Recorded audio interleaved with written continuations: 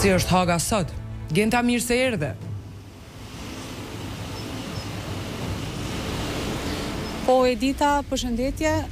Unë jo rasisht kam zgjedhë të paraqitem para gjykatës ndërkombëtare të drejtësisë këtu në Hag të Holandës.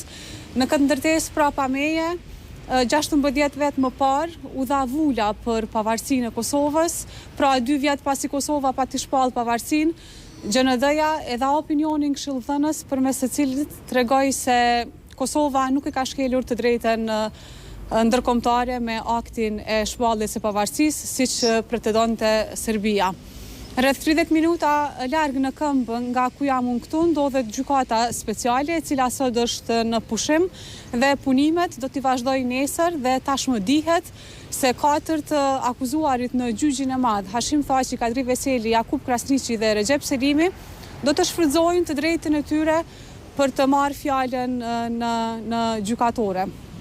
Ata do t'i kenë nga 20 minuta kohë për të treguar se si ka ndikuar krejt ky proces gjyqësor në jetën e tyre.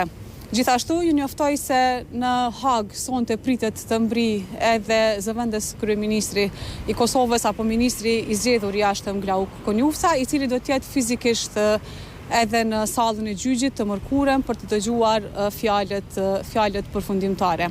Këtë mëngjes unë kam realizuar një intervistë me ish ambasadorin e Holandës në Kosovë, Robert Bosch, i cili ka folur për pavarësinë e Kosovës në atë kohë, por ka folur edhe për procesin gjyqësor i cili po mbahet në Hag, për çka ka thënë se është e papranueshme kërkesa e prokurorisë për 45 vjet burgim për secilin nga 4 të akuzuarit.